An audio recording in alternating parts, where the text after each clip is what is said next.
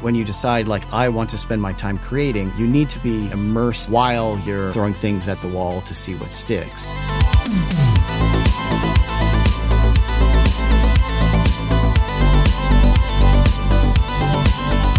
How do you become very, very good / in the Hall of Fame level of YouTube? Evidently, you listen to Marilyn Manson and fry chicken wings.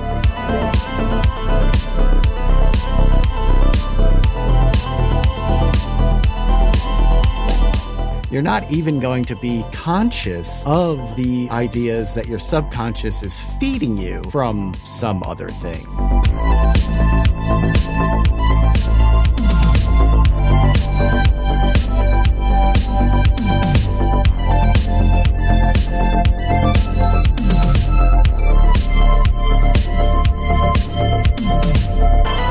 Let's say somebody is 20 years old and they want to write something. How do you do it? What do you base it on? I have no idea.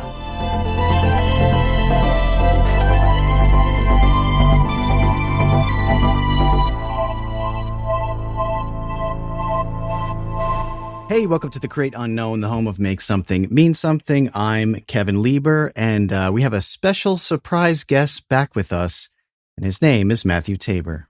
Yeah, it's a surprise that we're both back because we were both gone at the same time, coincidentally, for a long time. And you quite nearly almost had to become a citizen of the United Kingdom, not even the EU, but you almost became British by circumstance. Yeah, I did. I could feel my teeth shifting in my mouth and my unquenchable thirst for tea starting to grow within me.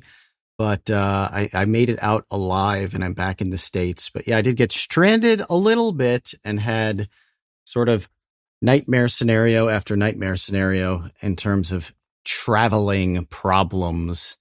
They never kind of seemed to end. Yeah, it was every step of the way was a problem. Yeah, and a quick public service announcement here. If you do have any travel coming up, stay apprised of things that are going on. So like today, I think all the flight attendants for Air Canada have gone, or they put in a 72-hour strike notice. And in anticipation of that, Air Canada has just started canceling flights. There isn't even a strike yet. They've also started canceling flights.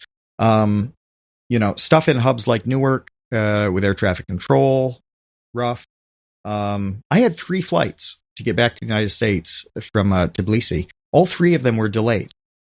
For not at all the same reason. I mean, it was just, there's a wave here, and with United's tech shutdowns and whatever, it's an uncommon wave of disruptions. And I would just pay attention, stay apprised so that you can deal with the problems in advance, if possible. Because they're everywhere. You know, it was an epidemic. Everybody who I traveled with or was at the event, they had their own horror stories. So I was getting to this event ready to share my sob story of how difficult and frustrating and long my travel was unexpectedly. And then I just got smashed over the face immediately by other people's stories that were 10 times worse than mine. Like mine was the baby story out of everybody else's much, much worse experiences. So yeah, it wasn't just like, oh, I got unlucky and this flight was almost canceled, whatever. It was like, no, this guy slept on a cot in the Denver airport and then went to Chicago and then back to Denver and then to South Dakota and then and spent 2 days trying to get to the UK. And there were 8 other stories that were of varying degrees of that level of just garbage. So yeah, stay apprised, be ready, pack and prepare well for being stranded and delayed, and maybe book a flight the day earlier than you need to be there or 2 days earlier. I don't know, but the entire system right now is garbage in a way that is completely foreign to me as someone who, I used to travel all the time pre-COVID. I was, not a frequent flyer, but I flew places multiple times a year. Regularly. Yeah. So, Yeah, so a lot more than regularly, most people. I had like a United club card or whatever, so I could have lounges and, I was at the Yeah. airport enough to warrant that. And, every now and then, maybe there was a hiccup, but now it's like a full on, I don't know what you would call it, seizure of the whole travel industry. Yeah. Yeah, and it's multiple countries. It's not just a US thing. It's an everywhere trending towards suck thing. And it's not just catastrophically bad things. It's like little tiny bad thing. Uh, I don't. It's a slow degradation, and I'm not sure how to characterize that. I'm not sure if it's a blip because there are good times and there are less good times. Whatever. I don't know if it's going to continue on this trajectory, but I really hope not because almost everything small stinks. And here's an example.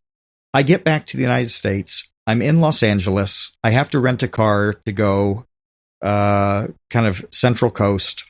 And the very first person I speak to as I come back in the US, because I had global entry and zipped through and didn't have to talk to anybody, this rental car woman. And it was, I didn't know how the process worked because I'd never rented a car with them. I almost never rent cars anyway.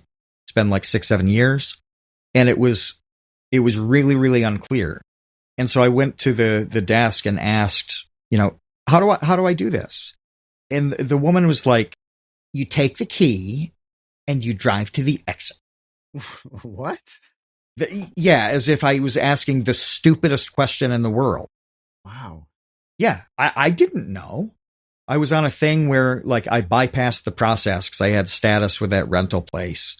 And they're supposed to make it really easy where you just like go to this zone and get in a car and then they scan it on your way out and you don't have to do the check-in. Well, I didn't know. I wasn't going to get in a car and start driving like without signing something. You know what I mean? Mm-hmm. I didn't know. And then I went back out. I went to my zone. There were no cars. They were all taken. This is why I asked, because it looked empty when I walked in. So I came back. I'm like, okay, there's no car. I need one. Well, so I wanted to be like, I couldn't just take the key and drive to the exit. Drive an invisible car. Yeah. It's like, it would have taken 10 seconds to explain to me how it worked. I would have walked out and been like, oh, they're all gone, and walked back in. And it would have been completely pleasant. But no, it was dumb and shitty. Like everything seems to be. Right. Now it's this hostile situation for absolutely no reason on top of the stress of traveling to begin with. Now you're fighting with someone who is unable to just do their job pleasantly. I was on hour 30 of everything.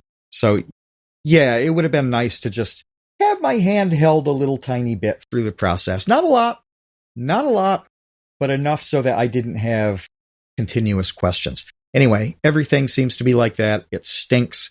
I don't like it. But we both got caught up in it a little bit here. So that. Well, and also things change so rapidly. So like if you've done a thing, if you did a thing like 7 years ago, that's not how it's done anymore. So now you have to learn all over again how it's done. So there's that factor to it as well because of like advances in technology and updating systems. And it's like, wow, that's not how we do it anymore. We do it like this. It's like, okay, well, I didn't know that. And the other thing is just real quickly on the travel thing is that the lounges used to be this like oasis in airports that you could escape to. They were really quiet. They had like free chocolate chip cookies and coffee. And now they're like a circus. We encountered that when we did our Vienna trip last year, where just getting into a lounge, it was like, okay, you want to get into this lounge? Okay.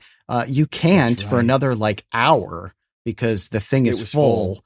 And that was the Capital One Venture Lounge. Yeah. There were two. There was the Capital One, and then there was another one that I think was actually in London that we had to wait a long time to just get into. Yeah. We ended up just going to eat somewhere. Yes. Yeah, exactly. And I had just read an article the other day complaining about this very thing.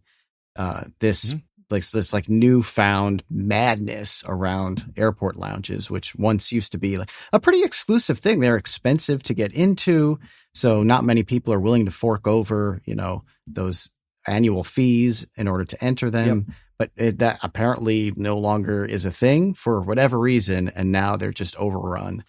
Yeah, and the push right now is to roll that back. And so what generally happened, and this is the most general way to describe it, is that travel tightened with COVID.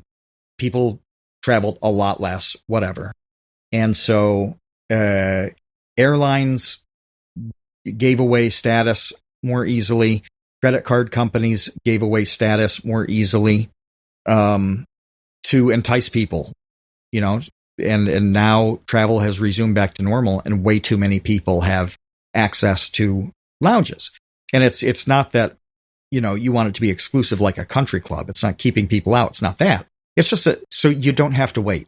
Like there are only so many seats in there, and you got to be able to go in, and it stinks when you can't. Our thing was a perfect example of that. And so now, especially the credit card companies are rolling things back. But like United Airlines is they've raised the bar by 25% on 25% on what it takes to qualify for their gold status for 2026. So a lot of people are going to be out of the system. Worldwide, when 2026 hits. Little things like Priority Pass is a benefit that's lounges that are not really branded with airlines. And Priority Pass membership has come with a lot of things like credit cards in the past. And they're just making a change that additional card holders won't get free Priority Pass membership. You won't be able to bring a guest in for free. All these things to just tighten up access so that more people can use the lounge. Because it's just this is one of those like first world problem things that we're talking about.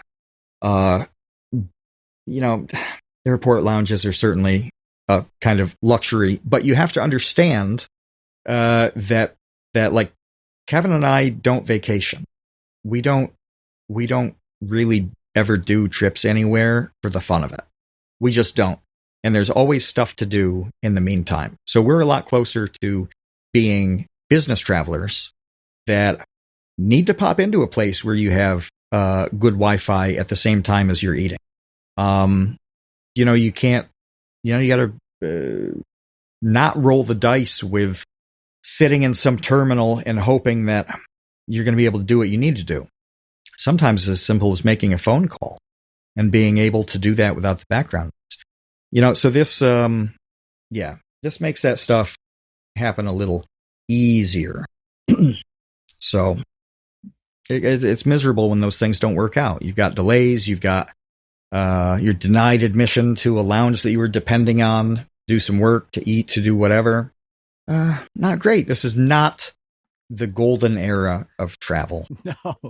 No, it's not the golden era. But so let's get to our topic of the day, which is an addendum on I think the last topic sort of we ended on before we both disappeared into our various hovels around the world, which has to do with this concept of choosing between being a creator or being a consumer. So after we'd finished recording, I had felt bad on this topic of being way too hard line on having to choose one or the other, because that's actually not the case. It's not how it works, and it's not the best way to approach the situation. I think in a general sense, it is something at a high level to really be conscientious of, so that you have a plan as to whether or not you're going to spend your time just watching movies and listening to music and being a fan of anime and reading comic books and just being a fan generally, if that's what you want to do with your spare time, or, sort of honing those interests into making something, into being some level of artist or creator. The thing that I failed to mention is that after, I personally made this decision that I wanted to focus on creating stuff rather than consuming stuff.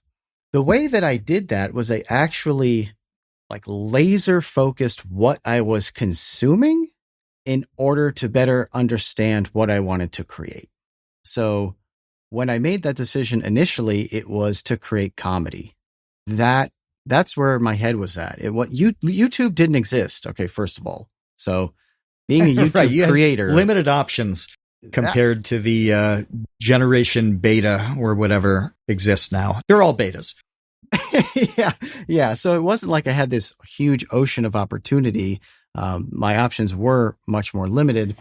And the thing that I was really passionate about at that time was creating comedy, and it wasn't like, oh, I'm going to choose stand up or I'm going to choose satirical writing or I'm going to choose comics.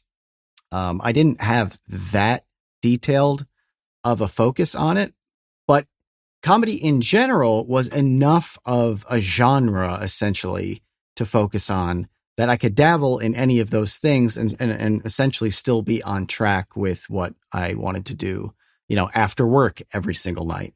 So what I did at that time was, this was also before streaming. So there was no streaming Netflix. There was no streaming YouTube. I couldn't just sit on my computer and watch any show or any sketch comedy that had ever existed for free. I got a Netflix subscription, which back in those days, they would mail you DVDs in the mail. I don't know if you remember this back then. That's how it worked. They mailed Kevin 8mm reels. Yeah. Yeah. That he had to hook up to the projector. Zoetropes that I had to spin manually. So I did a very mischievous and illegal thing at this time where I would get 3 DVDs at a time. I would burn them with my DVD burner on my laptop and I would mail them back immediately. And then I would get 3 more.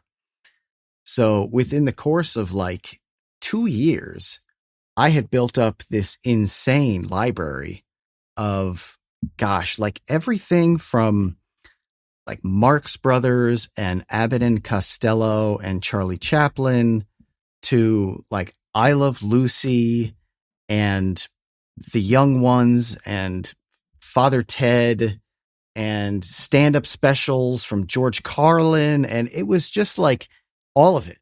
I just wanted all of it.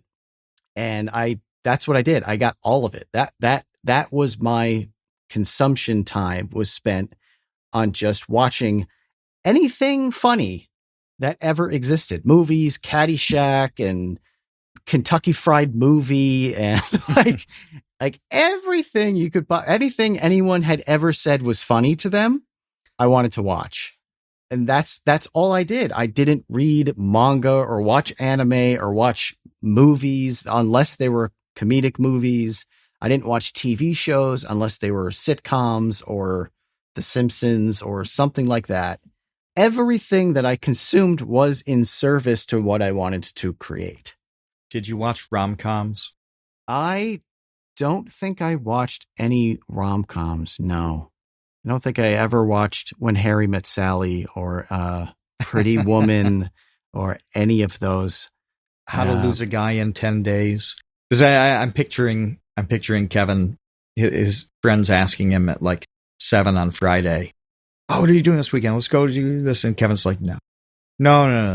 I have to study. I have to study schlock rom-coms from the 90s. Yeah, Sleepless in Seattle tonight. Moonstruck tomorrow. Yeah. But so I got obsessive with watching things that would help me understand how to create things. And that was like the linchpin to this idea that I really wanted to share with our listeners, which is that you don't shut the valve off. When you decide like, I want to spend my time creating, it's not like, you turn the ball valve on your your water main and stop consuming anything. That's not going to help you at all. You need to be like extremely aware of all of the things within, whether it's like you want to make industrial music. Well, then you should just listen to all of the industrial music. Listen to the discography of Ministry and Skinny Puppy. Whatever it is, I think that you have to be immersed in that while you're, tinkering and trying things out and throwing things at the wall to see what sticks. So there is a part of consuming that I think is like educational, constructive, productive, that parlays into whatever it is you want to create. Absolutely. It's in service of the creation. There is consumption that's in service of creation. And I think, this is necessary. There are a handful of people who have pulled it off, being completely divorced from everybody else's stuff, divorced from, kind of culture at large. And they're just, usually I'm trying to avoid using all sorts of words on this. They usually deviate from the mean by several standard deviations. Okay? They are weird as hell. And that can be clinically weird in a lot of ways. It can be mentally ill. It can be just any manner of things. But like, yeah, I mean, if you're like gently schizophrenic, I bet you're pretty good at crazy fiction. You've got some tools in you that most people don't have to run with all sorts of people and scenarios in your head. You don't need to go out and get those. You don't need to read anybody else's stuff for that. But generally, yeah, you have to consume the things to know what you yourself like. And that's a continuous process. It never really ends. You've got to know what you like. You change things constantly. And this is the phrase that's, I can't remember the official one, but it's like, every artist, great artist is first a great thief kind of thing. Austin Kleon's book, Steal Like an Artist, is a really accessible, small example of it. Like actually small. It's a small book. You can bust through this thing in like 2 hours. Small format. It's really cool. And he wrote it in a super entertaining way. But yeah, you encounter something and then you take it in a different direction. And if you hadn't encountered it, you never would have thought of it in the first place. You just wouldn't have had to. And so, in the chat, Cap is saying, that too much research, people saying too much research, forces you to be derivative. Well, that's the extreme the other way. And a lot of people are. They really just are. And they have, they commit to such a rigid idea of what constitutes, this kind of music or this kind of song, this kind of poem, this kind of whatever, that they mimic it. And that absolutely does happen, frequently. But I mean, the notion that you put yourself on an island so that you're not corrupted and sullied by anyone else's creativity ever is dumb. It's dumb. Like, imagine if you had a baby. Kevin, you've just had a baby. Wow. What are you naming this baby? When I was a kid, I always thought it would be really, I was such a dumb, I think I'm still dumb, but I temper it now.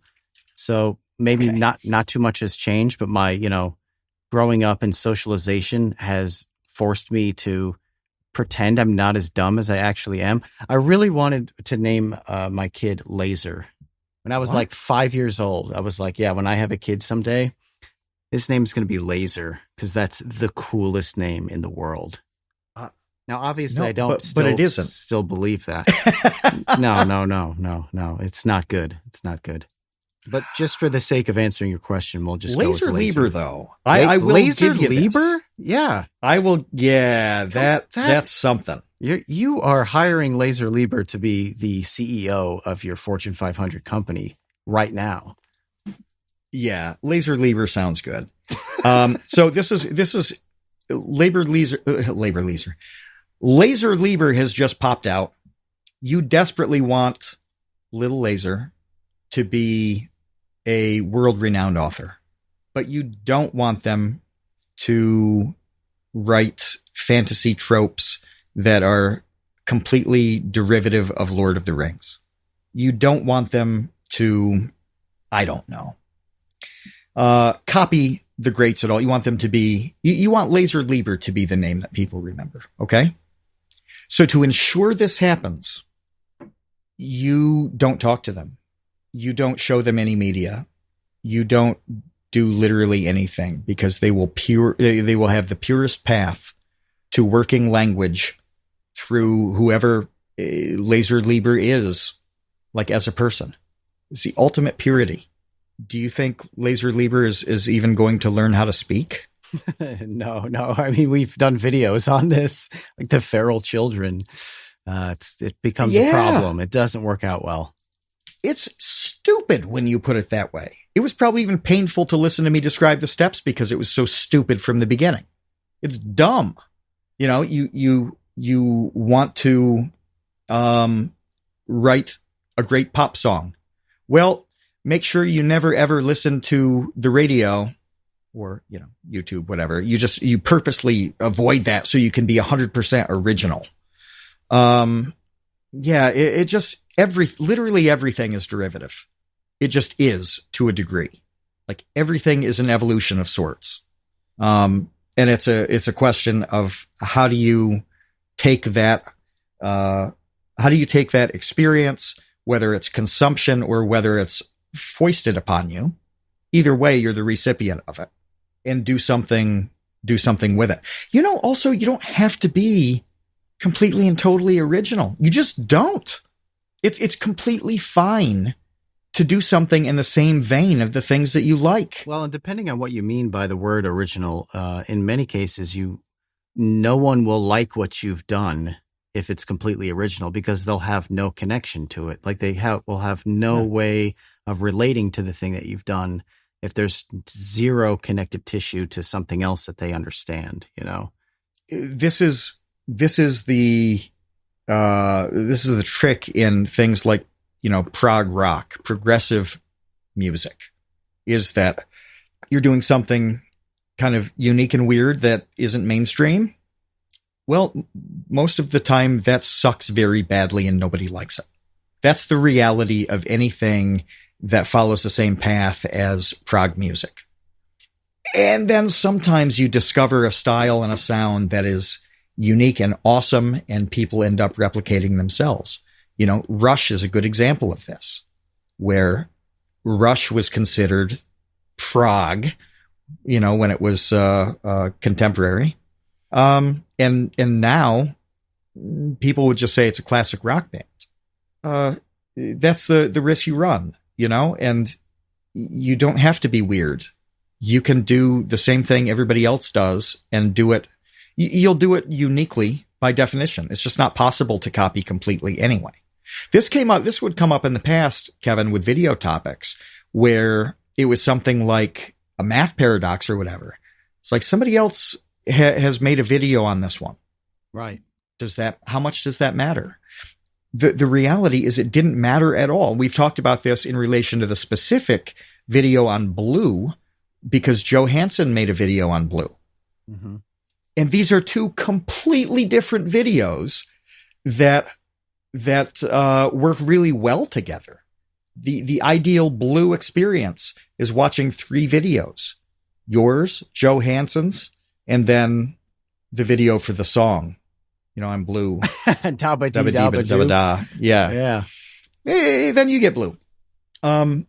But yeah, this is all fine. I don't know why people worry about this so much. I don't know why they even think about it so much. You know, if you talk to or listen to authors, they're always reading something. People who make music are always listening to something. This is just what you do. You know, occasionally you find something, somebody who spurns it. And this happened with an NFL guy in the off season, a drafted guy. I can't remember who. But but he doesn't watch football. He said in an interview, he's like, I don't watch any football at all. And it was really like, I spend all my time studying it, and like 2/3 of my time is studying it. The rest is practicing, and like 1% is playing. In my off time, I don't watch football games. So that made sense. Like, I get that. But most of the time, yeah, the football people, the players are also watching football. They're just doing it because they appreciate it. They like it. That's not so much an endeavor where you're watching football and like stealing creativity and moves. Doesn't happen very much. But it totally happens with art, that you see a thing and think, I can take a little piece of this or the spirit of it and do this completely differently. And so I do think that if you commit to being 100% creative, you lose this. You lose it completely. I was 0% creative for a long time. I was straight consumption. I had a really difficult path on getting into the creative side because I had to do a lot in a very short period of time because I didn't balance. I wasn't gaining experience over that consumption time. So there's a slider here where the optimal thing is, it's not on the huge extremes. It just isn't. No, and one thing that you said earlier, I was actually going to bring up because I thought it was really fascinating because, obviously I've been reading a lot and watching a lot of videos of people talking about writing because, I'm working on the Sleep Warrior book. So it's what I think about all the time now is just the craft of that. And there was a tweet a couple of weeks ago from Orson Scott Card where he actually addressed and almost verbatim said the same thing you did, in which he was talking about this, proposed issue of taking too much influence from other writers. If you're obsessed with this one writer and now you find yourself just kind of copying their style, is that means for giving up essentially?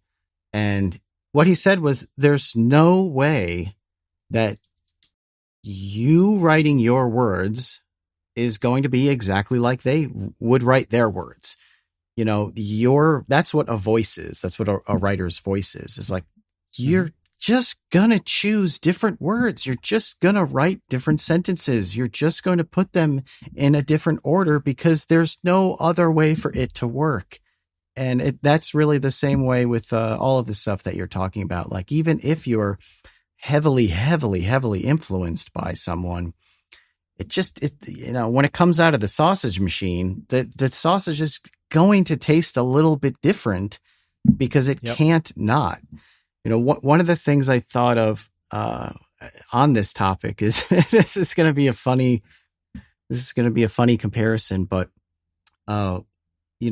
Angry Video Game Nerd spawned a lot of direct clones, and I mean direct freaking clones, to the point That's where, a good point. Yeah. like for instance, Johnny Millennium, our good friend of the show, who does Happy Console Gamer. Happy Console Gamer was a direct piece of feedback from Angry Video Game Nerd. Like, it was like, I'm not going to be angry. The antidote. It was the antidote to Angry Video Game Nerd. So even he, who his videos are nothing like James Rolfe's at all, they're very, very different. Even he was responding to Angry Video Game Nerd. That's how influential AVGN was.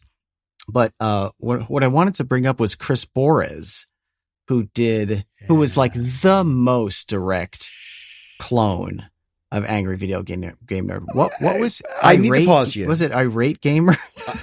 Yeah, Irate Gamer. So do you know the exact timeline on AVGN and Irate Gamer? No. Because I feel like they happened at the same time. Really? I don't think that Irate Gamer was a direct. How is that possible? I mean, it was like the exact same show. Can the chat get on this? Like, when is first upload for both of these people? It's got to be on like Wikitubia or one of those those websites. It has to be because I and I'm totally open to being wrong about this. I did follow him for years on Facebook and stuff after he quit being Irate Gamer. He went really deep into paranormal, ghost hunting, that kind of thing. That was what he was doing the last I knew. All right. A quick Google search says there's a 3-year gap. That AVGN was 2004 and that Irate Gamer was 2007. Okay, this is part of my problem because AVGN was on was it Screw Attack? What was the website? I think before YouTube, yeah. Before YouTube, that's the thing. Yes. And 2007 is beginning of YouTube. So they both started on YouTube at the same time. By default, YouTube was like 10 minutes old. So that's where the confusion is for me, is that I started watching them at exactly the same time at the beginning. Okay. But AVGN predates by years, so we have to assume that Chris may have come into contact with yeah, I would assume those videos because it was the exact same show. But my point is, even though it was the exact same show, it was still his version of James's show, which is a valid piece of, art to create. Whether you don't like it or styles not, were different. That's a different subject. It's fine to not like it. That's okay. But other than being angry, it still gained an audience. Yeah, they really were different. It was sort of like a Coke Pepsi thing, right? In that, yes. I like both. But people did prefer one over the other for the most part. But they tried to do, or they, in essence, like on paper, if you pitched a network with these two shows, they seem identical. I'm just sorry. I have to interject because I can't stop thinking about going into a restaurant and ordering Angry Video Game Nerd and them asking if Irate Gamer is okay.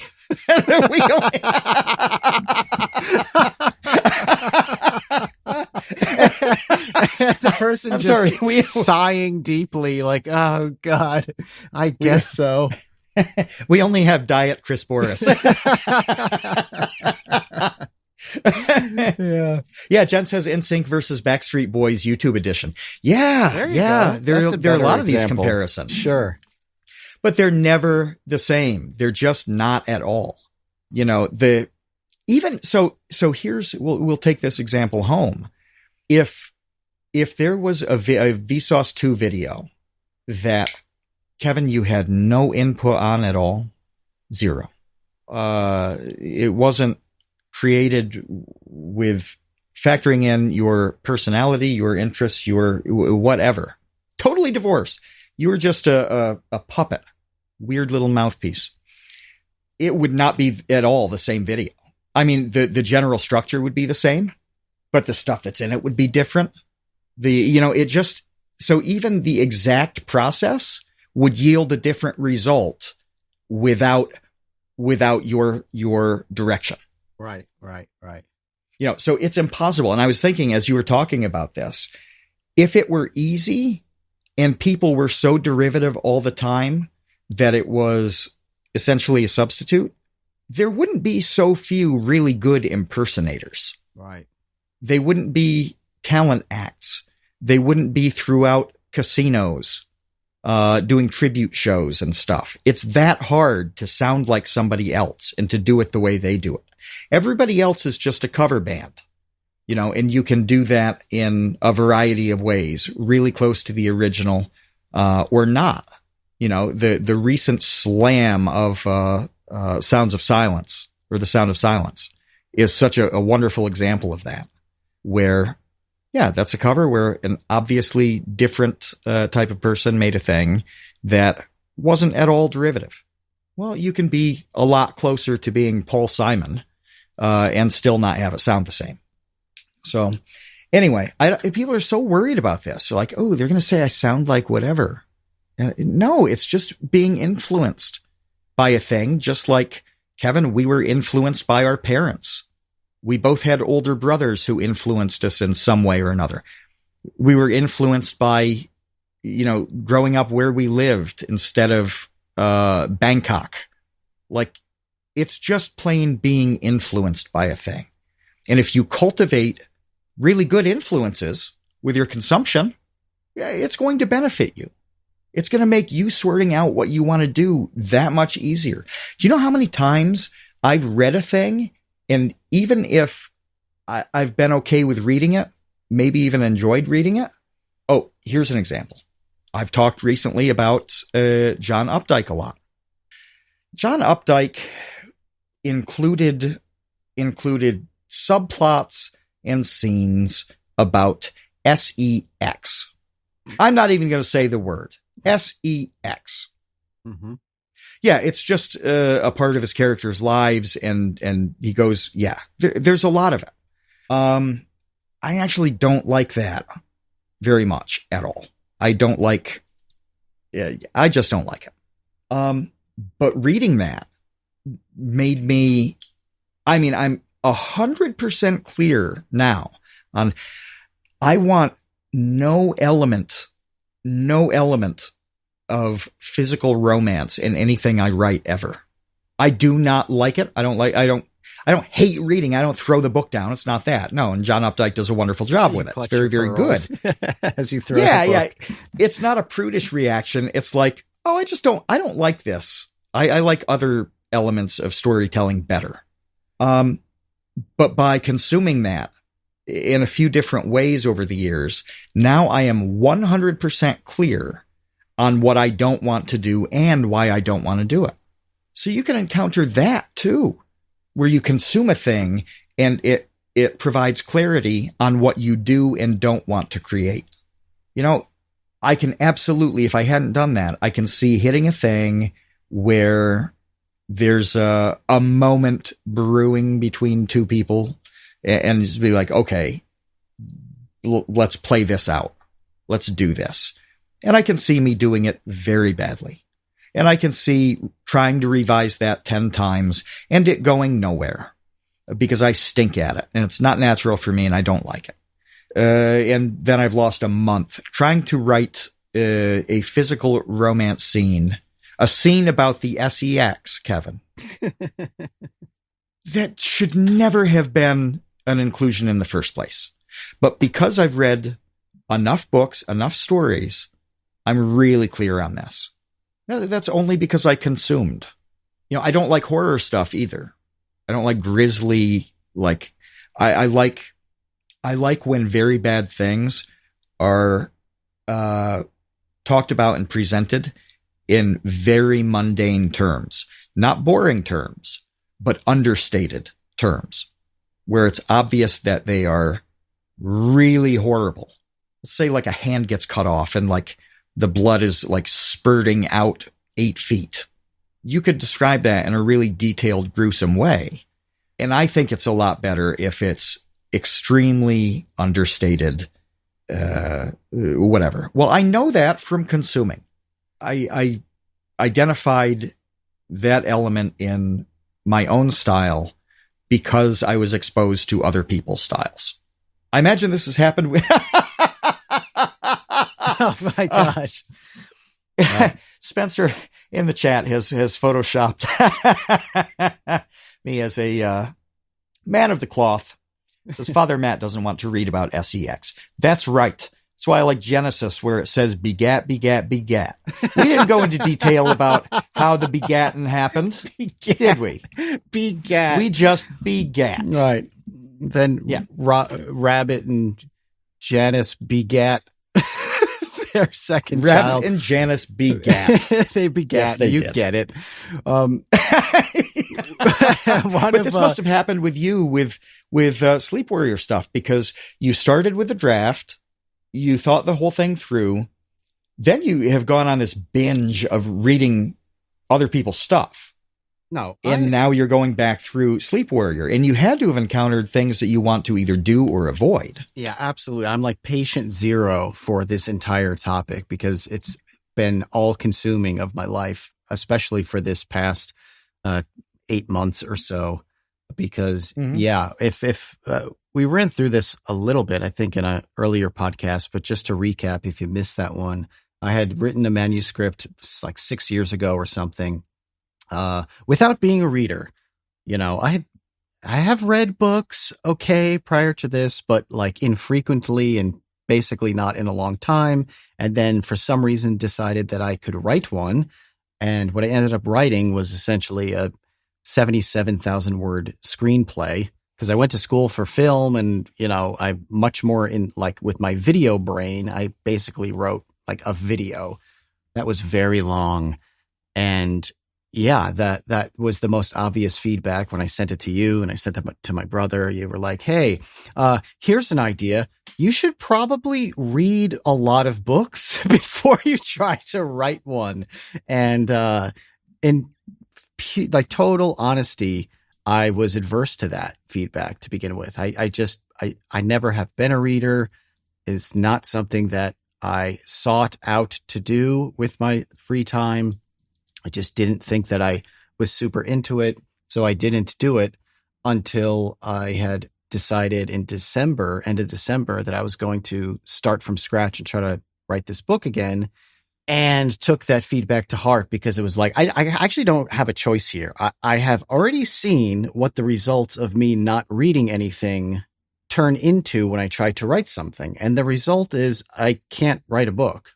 Like, it was black and white. This wasn't any sort of confusing mystery to me, because I already had done it. I had already written a quote unquote book based upon what we're talking about, which is just being like a feral child in the woods trying to read a book or write a book without having read any, essentially. And it did not go well. So I wanted it to go well this time. I bit the bullet and decided to become a reader. And yeah, I have had a book that I've been working through constantly. I'm always reading now. I always have a book that I read, you know, a few chapters every single day out of.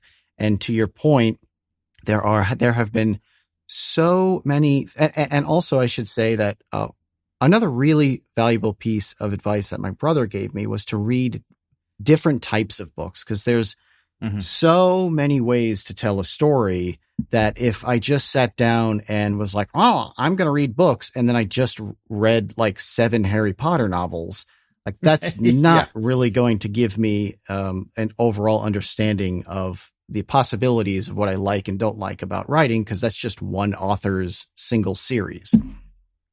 So he actually bought me 5 different books that were like wildly different in their storytelling and their structure and the things that the author cared about and didn't care about and all of this stuff. And yes, it has been incredibly helpful. It continues to be incredibly helpful. And a lot of it kind of goes through one ear and out the other, and, you know, doesn't end up having any sort of influence on what I'm writing. But some of it, like, objectively and concretely does. Like, there have been some books that I've read where an author, you know, does a certain thing, and I'm like, oh, I didn't know you could do that. Like, literally, that's a thing that I thought. I didn't know that was a possibility. I didn't know you could do this sort of thing. And that's actually something I really like. And I'm going to start doing that thing in Sleep Warrior. So yeah, like I said, I'm like patient zero for this entire topic, because it has been my life for the past year. Yeah. I don't think that that people give enough credit with music and writing to the idea of technique as being a thing. Whereas if somebody's talking about painting, you're like, oh yes, there are many different techniques that it would be great if you knew them all so that you could employ them as you saw fit. It would be totally valuable to learn this technique, this style, whatever. And then you would combine that in a unique way, make your painting. Well, it's the same with writing and music. Like, the more techniques you are exposed to, and especially that you have experience with, familiarity, so that you can actually use the techniques, the better. That's the way it is. And that's not being derivative. That is, that's really like learning from culture. Learning your craft. Yeah. I think that's what it really comes down to. I have trouble personally with I don't say the word craft. If I say the word craft, it's either a boat or cheese. That's it. I've Okay. the two things that for some reason I am deeply allergic to are craft and someone talking about something being a calling. Okay. Oh yes, being an elementary school teacher was it truly is a calling. It's not just a job; it's a calling. No, just shut up. No, it's like everything else in the world. You choose to do it, and then you use all of these different methods and tools to get better at it, and you gain experience so that you do a better job. It's not about you being called to the thing. Yes, but isn't it's about the end result? A pretty benign way to just describe Yes. making something? I don't see the same foo-foo-ness that I feel like you're allergic to with calling, which sounds, kind of mystical. Craft is It just does. like what it's called. This is my question for everyone. This is the heap problem. This is the philosophical heap problem. When does a craft beer, what quantity of craft beer do you need to produce before you stop labeling it as craft beer? How many bottles of craft beer constitute not being craft anymore?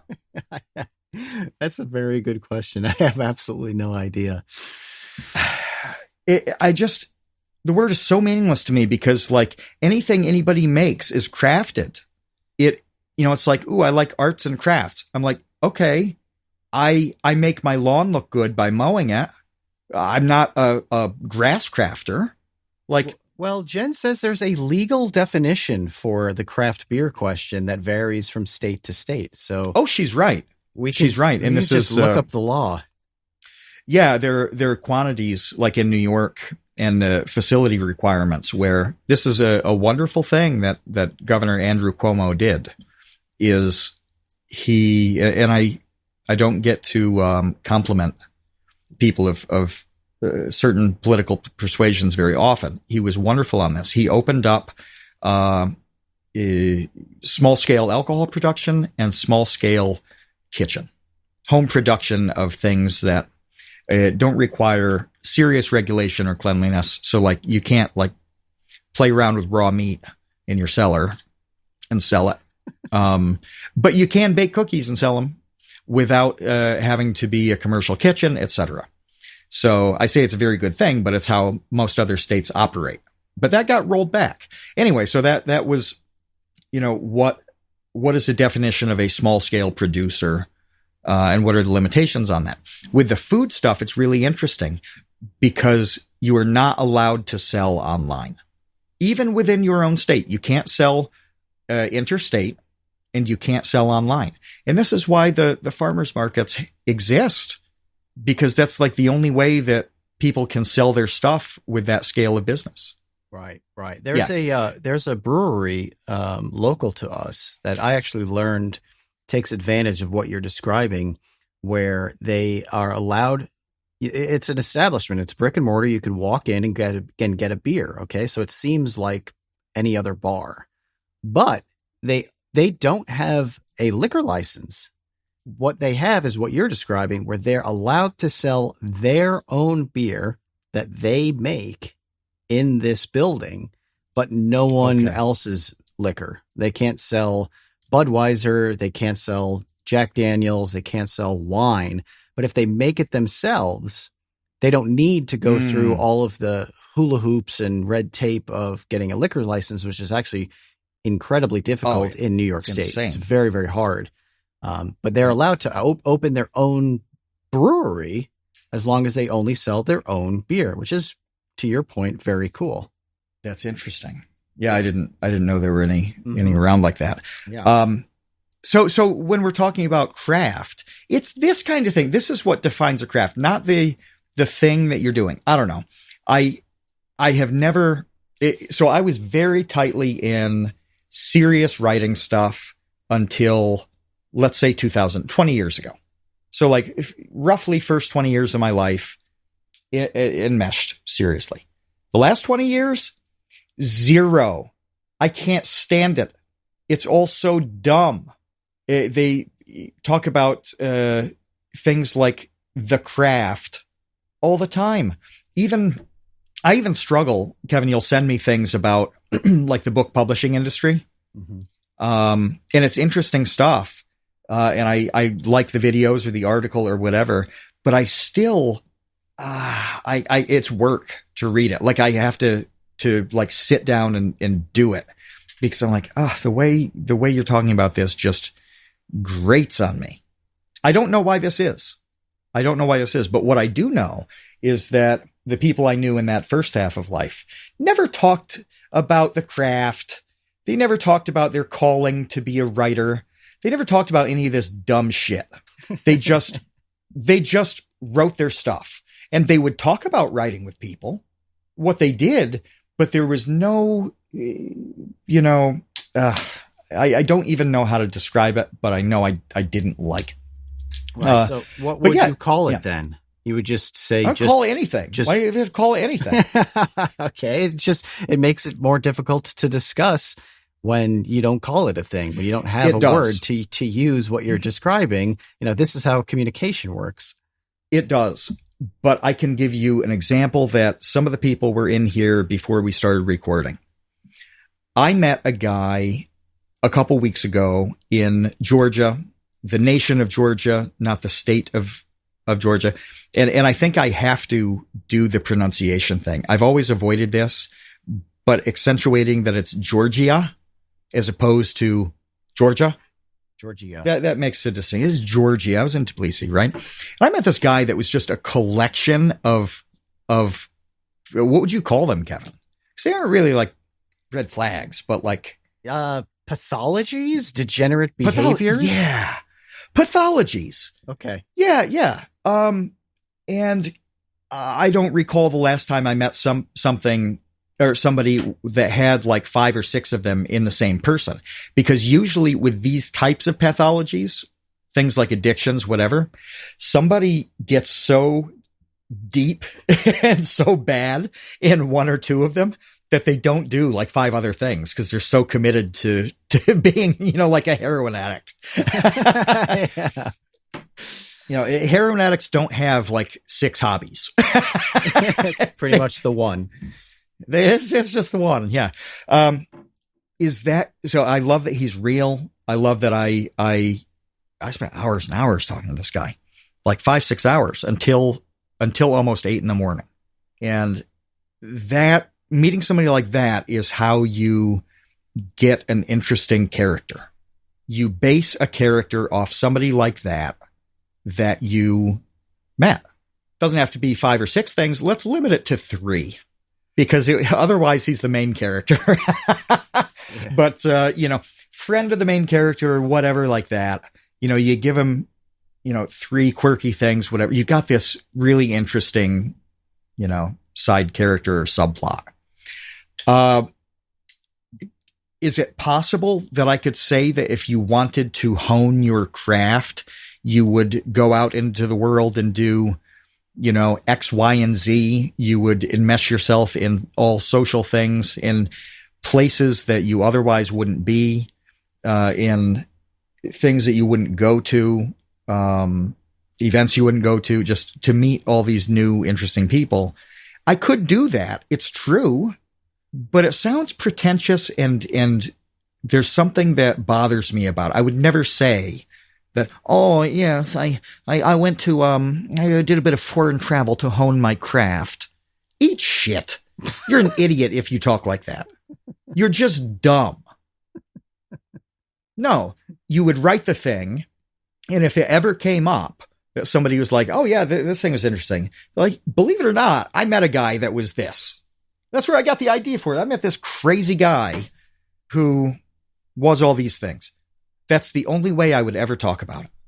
I don't feel like it's a thing that you can guide or instruct or whatever. And this has come up talking over the years with people in the Create Unknown Discord and community, where something will come up, and I'm looking through the list as I say this. I know that Dan the Latch and Ducky, I've said things like this too. probably Vibecat. But definitely Dan and Ducky, where it's like we're talking about how you progress on a thing, career wise, creative wise, whatever. And it's just like, no, you go and do shit.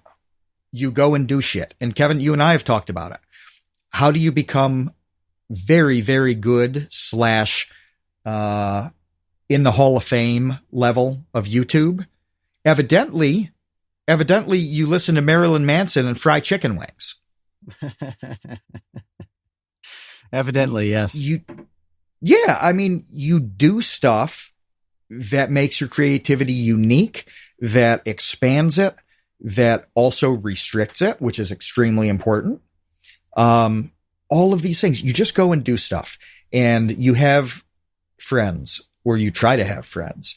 You try to have relationships, romantic ones, or you talk to your parents. You do literally everything you can, and that's really the best way. So what is the craft? What is the craft? It's just living in a way that doesn't stink. Yes. That's okay. my problem. I know. I understand that, but let me continue to argue with you over this, because I had to learn the craft of writing in order to write this book, because I tried to write a book without learning the craft and it stunk. And I did at that time, when I wrote that first manuscript that was awful, I did read a bunch of books about the craft of writing. Okay. Mm-hmm. That did not help. And I do like Orson Scott Card's. Yes. I do like, yeah. You mentioned those did not help me understand the craft of writing, which seems counterintuitive, but it's true. Like, I literally read instructional guidebooks on the craft of writing and I didn't get it. So I think to your point, like on one level that maybe there's sort of like a blend between where the two of us are on this subject. Because on one level, that just immersing myself in like, here's a, 8-part seminar on how to become a writer. And then you leave that seminar and all of a sudden you understand how to write. No, like it does not work that way. But those things gave me some tools to then understand, once I immerse myself in actual books and how people write real books, then I could put those things together and then come out with a result that is much closer to like the proper craft of writing a book than it is to me just sitting at my keyboard with an empty brain thinking I know how to write a book, because that sucked. So yeah, there are techniques and conventions and all of that you acquire. Yeah. That you do learn, just like any profession. So a few things have popped here in the chat that matter. And my freak out on this is totally a personal thing. Like, craft didn't hurt me. I can't show you on the doll where craft touched me. It's not that. But a couple of these comments actually elucidate my angst, right? So like, Jen, delineates here between something that is, that somebody has made that is, a unique thing. She says small scale, individualized, as opposed, because I said like, oh, is there large scale writing? Well, there is. And she mentions the Pulp Fiction of 100 years ago, not the movie, the genre of writing, Pulp Fiction, that was completely formulaic. And anybody can look up the Lester Dent formula for writing Pulp Fiction. And it's excellent. It's really good. But these guys could pound out an entire novel in a week following this formula. That is not crafted prose. That's a factory thing. So that delineation matters. And we've talked about this with movies and stuff, and we're about to see it. AI writing. Yeah, we're about to see non-craft media en masse. We're about to see what it looks like. So yeah, there's unique artisanship that, like Richter mentions here regarding alcohol. That's a big deal. That matters. That's a good distinction to make. But the other thing is kept saying how people just talking about the craft, to make a distinction between, talking and doing. That you gotta be able to talk about it. And Kevin, you said this, like, you have to be able to communicate something. And that's when people talk about crafts and callings, it's shorthand for the really big umbrella. It just is. And if you didn't call it that, you wouldn't call it anything. And as I vote for not calling it anything. Yeah. It's something you gotta have. Something. Everything's gotta be called something, right? Yeah. My view is, who cares? Don't call it anything. You shouldn't even be talking about this. You shouldn't be talking about craft, this or that. You should be doing something. That's, I'm changing the argument by saying that. I'm not addressing the argument. Let me use a different word, okay? And maybe this will be more comfortable for you. What about rules? Because all of these things have some type of rules. So when I was in film school, my professor beat over our heads that we had to learn how to make movies within the rules of the language of filmmaking. Okay. And she said, yes, you can break the rules later if you want to be experimental and you're avant-garde and, you want to debut your brilliant artisanal masterpiece in Soho or whatever. But you have to learn the rules first in order to know how to bend them, what to break, and so forth. So that's what I had to learn with writing a book, is like, I literally didn't understand the rules of novel writing and was just farting out basically sentences that, made sense from one to the next, but they didn't adhere to the rules of what makes a novel. So that's what I would call the craft, is that it's essentially the box that the art has to fit in order to be labeled a successful piece of that art. Mm-hmm. That other people there's a know tight context. What it means. There's a tight context of understanding. And we were talking a lot about travel before we started recording, and a little bit. Well, we were talking about travel logistics once we started recording. But a reason why I always have a good time anywhere with travel stuff is because I know where I live so very, very well, and what life is, and what my group of people here are like. There's essentially an understanding that is very, very solid to compare literally everything else in the world to. And you find some things that are a lot better and some things that are a lot worse. Without that strength of comparison, a lot of things wouldn't be very interesting. They just would be. But I have judgment, positive and negative, all the time, because I've got such a strong foundation to judge against. And it's the same with what you're talking about, where I am a firm, really strong believer in knowing classics, in formal education, for this same exact reason, where it's like, you get really solid on the rules, on the traditions, on the body of knowledge, whatever the thing is. And then you figure out what to do with it after, so like, that constant question of like, why am I taking a course in this? I'm never going to use this. Like, no, that's not the point. It doesn't work that way.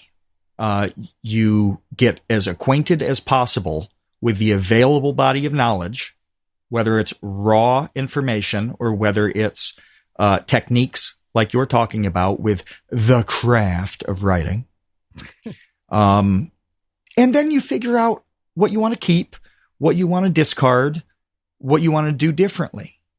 That's the game. That whole thing is the game, and I really enjoy, I cannot imagine not having those solid foundations in all ways. And, not to go in that kids these days direction. But things moved very, very slowly for us. Things move very, very quickly now.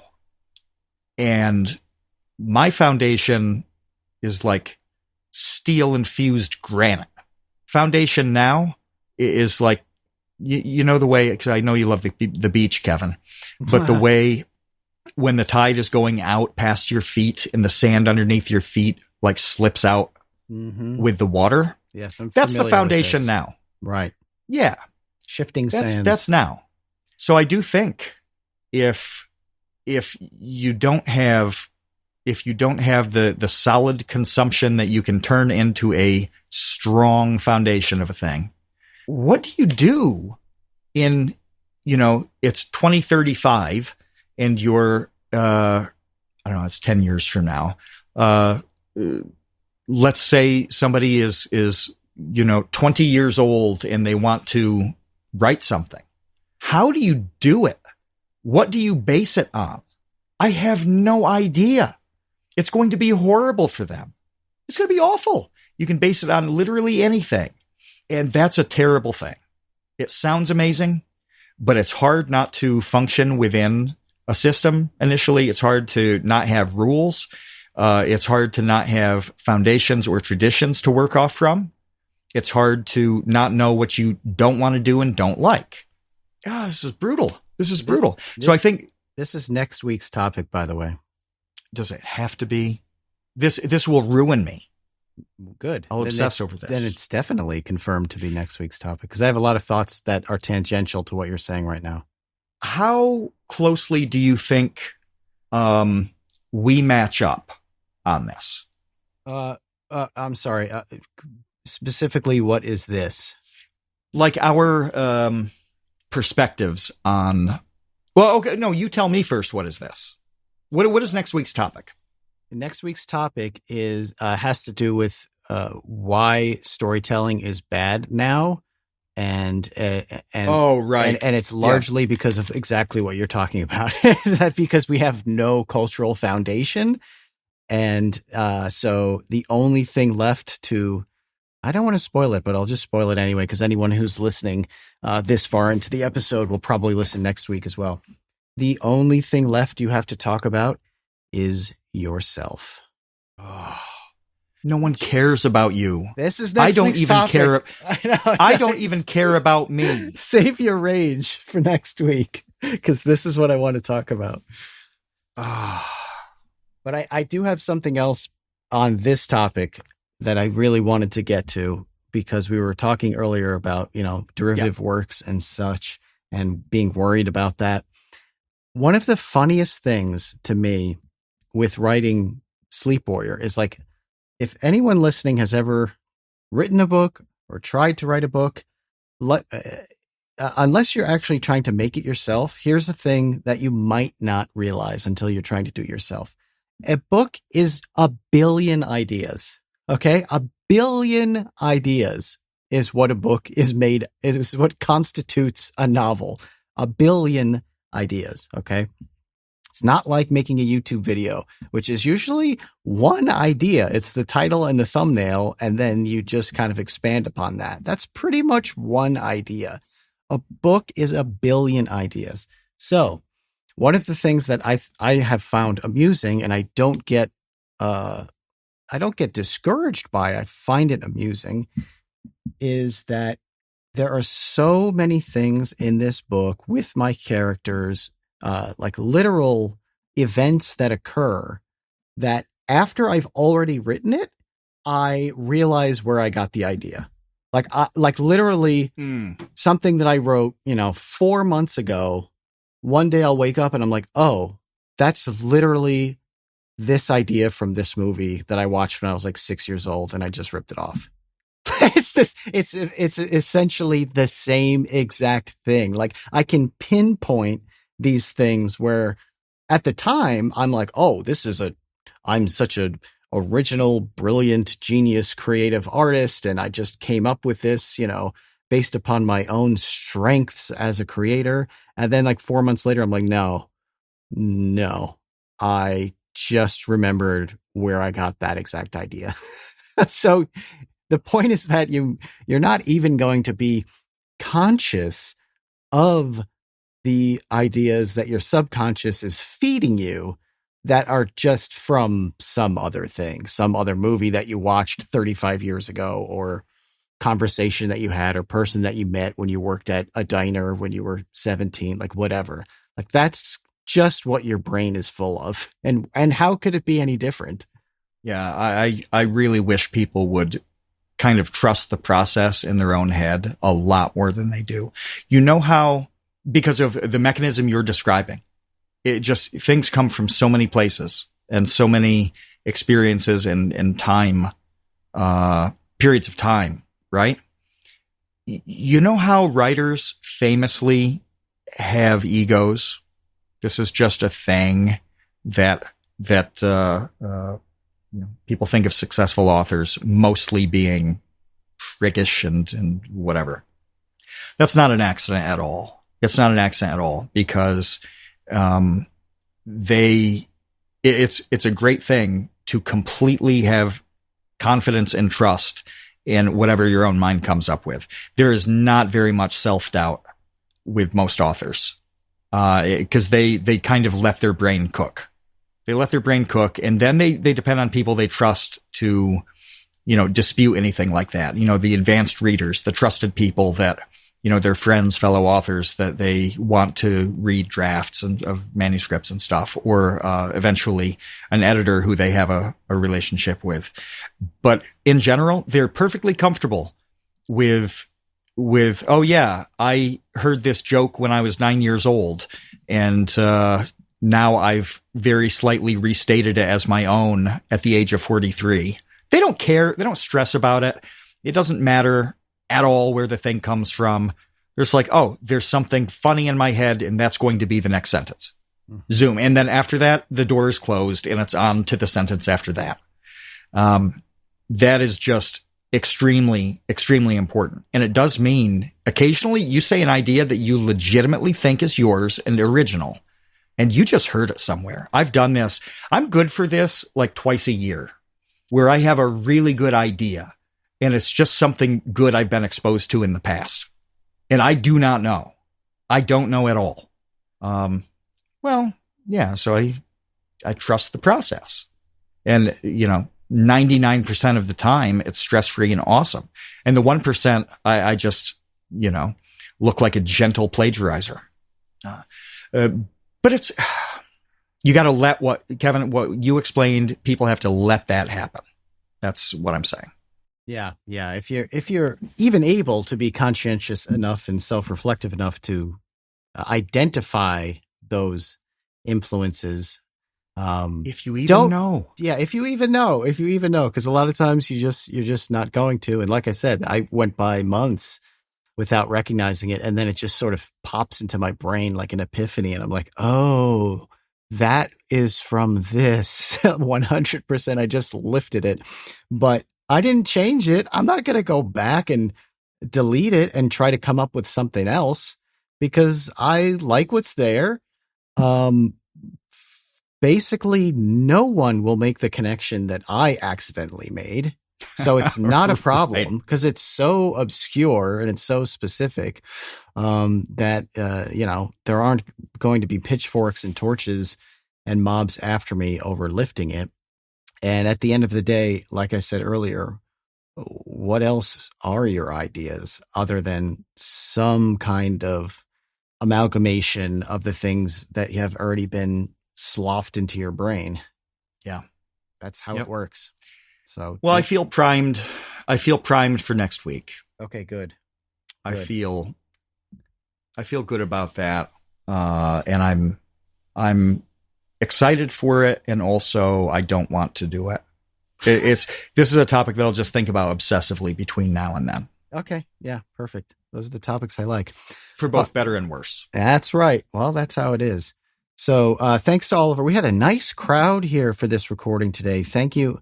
I think it was the presence of Matt Tabor coming back. My solo podcast was kind of lonely, and we have a really, really nice group with us today listening to this recording. If you want to join us, join our Discord, and you can chat with us. You can send memes and just generally be involved in the discussion. And if you want to support the podcast, please do so on Patreon.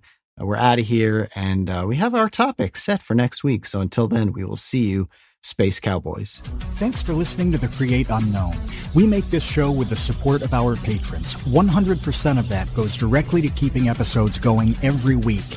And the recent support has been amazing.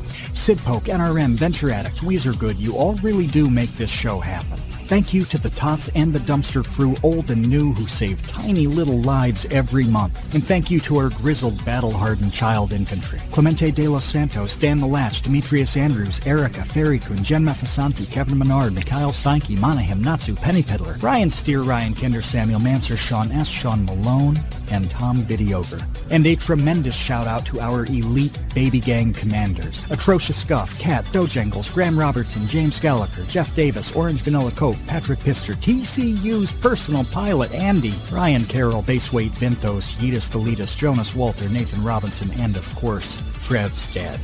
You are the elite. Thank you as well to our indentured servants, producer, editor Ben Webster, Minecraft mogul Laterman, Discord kitten wrangler Conrad, and producer emeritus Dan Yosua. Thanks to Baseweight for use of Created in the Unknown for the opening theme. Thanks to Electro Voice for giving us mics to sound good on top of it, and thanks to Main Gear for powering all our PC endeavors. The Create Unknown is an Unknown Media production in partnership with Studio 71.